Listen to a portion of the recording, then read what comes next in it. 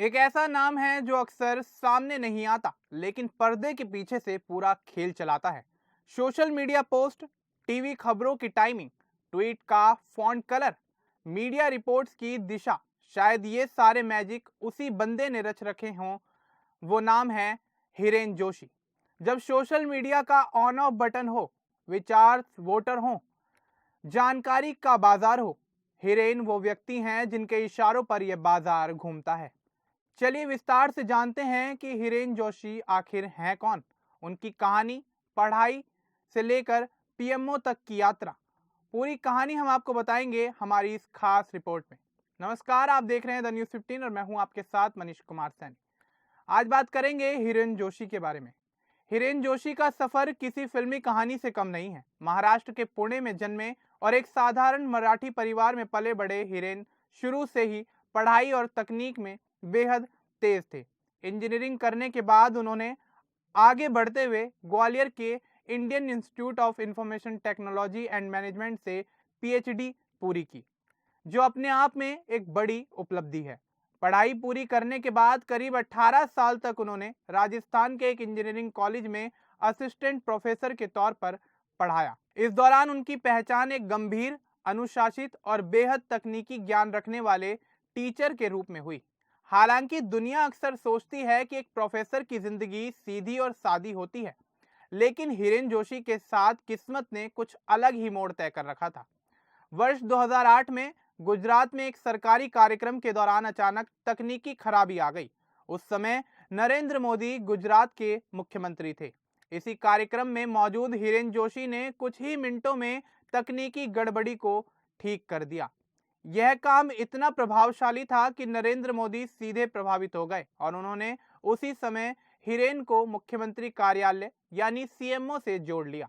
यही वह दिन था जिसने एक प्रोफेसर की जिंदगी को देश की सबसे बड़ी राजनीतिक ताकत के केंद्र तक पहुंचा दिया। गुजरात मुख्यमंत्री कार्यालय में काम करते हुए हिरेन जोशी धीरे धीरे मोदी के सबसे भरोसेमंद तकनीकी साथी बन गए। उन्होंने मोदी का डिजिटल चेहरा तैयार किया। Twitter, Facebook, website, online campaign, भाषणों का डिजिटल प्लान, सब कुछ उनके नियंत्रण में रहने लगा। उन्होंने एक ऐसा सॉफ्टवेयर भी बनाया जो मोदी की हर गतिविधि को ट्रैक करता था।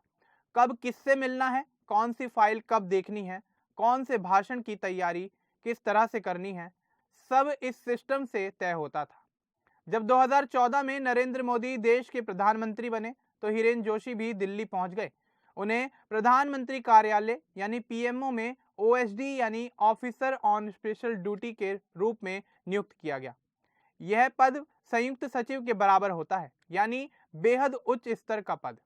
यहां से उनकी जिम्मेदारियां और भी ज्यादा बढ़ गईं। नरेंद्र मोदी का सोशल मीडिया कब क्या पोस्ट करेगा, कौन सी घोषणा किस समय करनी है और कौन सा वीडियो पहले जारी होगा, किस संदेश को कितना फैलाना है, यह सब निर्णय हिरेन जोशी के दिमाग से गुजरता था। इतना ही नहीं, हिरेन जोशी को पीएम मोदी का डिजिटल दिमाग भी कहा जाता है। वे हर सुबह पीएम मोदी से मिलकर सोशल मीडिया, देश विदेश की ऑनलाइन गतिविधियों और राजनीतिक माहौल की रिपोर्ट देते हैं। उनके पास एक रिसर्च टीम है जो 24 घंटे देश भर से जानकारी जुटाती है और उन्हें भेजती है। यह भी कहा जाता है कि रैलियां, भाषण, विदेशी यात्राएं, चुनावी रणनीति, हर जगह हिरेन जोशी की सलाह और प्लानिंग महत्वपूर्ण भूमिका निभाती है। मोदी के जापान दौरे से पहले ट्विटर पर जापानी भाषा में किए गए ट्वीट्स की योजना भी हिरेन जोशी ने ही बनाई थी, जिसे डिप्लोमेसी कहा जाता है, और वह अंतर्राष्ट्रीय स्तर पर काफी चर्चाओं में रहा। मोदी की वेबसाइट NarendraModi.in को हिंदी और संस्कृत भाषा में उपलब्ध कराने का काम भी उनकी टीम के जरिए ही पूरा हुआ है। सोशल मीडिया के इस दौर में मोदी सरकार जितनी डिजिटल रूप से मजबूत दिखती है, उसके पीछे हिरेन जोशी को सबसे बड़ी ताकत माना जाता है। लेकिन राजनीति सिर्फ काम और उपलब्धियों का मैदान नहीं होती। जितनी ऊंचाई उतने ही विवाद। हिरेन जोशी पर सालों से आरोप लगते रहे हैं कि वे मीडिया को नियंत्रित करते हैं, पत्रकारों पर दबाव डालते हैं और चैनलों की कवरेज को प्रभावित करते हैं। पूर्व सांसद सुब्रमण्यम स्वामी तक यह आरोप लगा चुके हैं कि मीडिया को डराने धमकाने में हिरेन का हाथ है। आम आदमी पार्टी ने भी कई बार कहा है कि न्यूज चैनलों को आपकी कवरेज ना दिखाने के लिए दबाव बनाया जाता है। 2025 में जब अचानक उनकी सार्वजनिक मौजूदगी कम हो गई तो अफवाहें फैल गईं कि उन्हें पीएमओ से हटा दिया गया है। कांग्रेस ने इसे बड़ा मुद्दा बनाकर कहा कि हिरेन जोशी प्रधानमंत्री कार्यालय के सबसे ताकतवर व्यक्ति हैं और उनके व्यापारिक रिश्तों, विदेश संपर्कों और मीडिया पर प्रभाव की पूरी जानकारी देश के सामने लाई जानी चाहिए। कांग्रेस प्रवक्ता पवन खेड़ा ने प्रेस कॉन्फ्रेंस में कहा कि हिरेन जोशी लोकतंत्र को नुकसान पहुंचाने में सबसे अहम व्यक्ति रहे हैं और सरकार को उनके बारे में पारदर्शिता दिखानी चाहिए।